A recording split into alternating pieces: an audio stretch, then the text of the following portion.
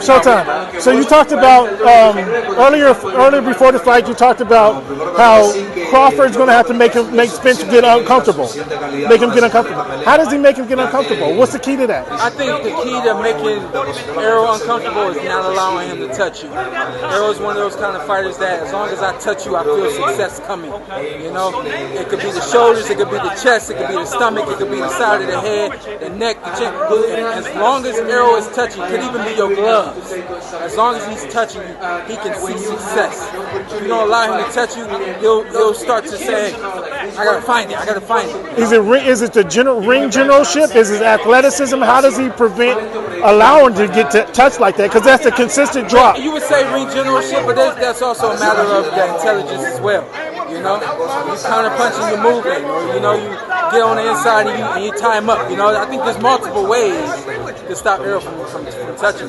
So you didn't go expound on it in the media, in the press interview with Kell Brooks, but you said there was more that you could have did in the ring, but you didn't expound on it.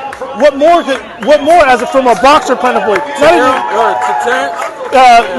To either one of them. Yeah. You didn't expound it. I watched that fight for the first time last week, and I was like, man, I should have been more aggressive. Yeah, that was it. What about when you fought Errol?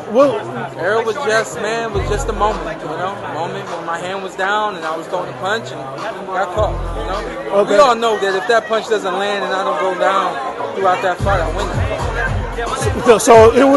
So you believe that margin with just what you just told me, that this is a slim margin going into this fight? It's a really. That's why it's a 50-50 fight. Give me a comparison, an auto comparison. I want your auto comparison in the cars. Do you want mine or you want to give yours first? What do you mean, auto comparison? Between the two fighters, they're like cars. What kind of car are they like? I don't know. I would say, in my opinion, and then you could let me know if I'm right or wrong. In my opinion, Crawford is more like a sports car. Agile, quick agility. Where I see Errol Spence more like an SUV, more consistent. Actually talking about coming at you, can go off-road sometimes if he needs to. And that's why I think the fight's going to change. Am I wrong? Errol's got to be a fly-ass SUV. Sure, yeah. I mean, there's a Porsche one out there. But then Terence also has to be the sports car that can go off-road. Because while I think the consensus is that Terence is going to come in the ring and he's going to move for 12 rounds. I don't think Terence is going to do that. Nor do I think he needs to do that in order to win this fight.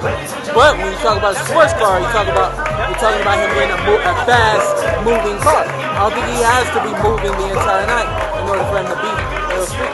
And last question for you, or last thing for me, is Terence usually takes a couple rounds before he downloads his opponent, downloads what he's doing, and then attack. We've seen him, even when he was down, come up with a knockout instantly. Does he have that time in this fight? When we talked about Spence touching him, does he have that time in this fight, or is he going to find himself in trouble because he'll be down a couple rounds? I do. I think that I could be wrong, but I think he subtly dictates the pace. And I think that Errol is going to try to dictate the pace. I think that's an interesting part. If Errol gets going like he always does, and Terence doesn't get going with him, we could be looking at him being down 3 rounds, something like that. Are you ready to make a prediction? No.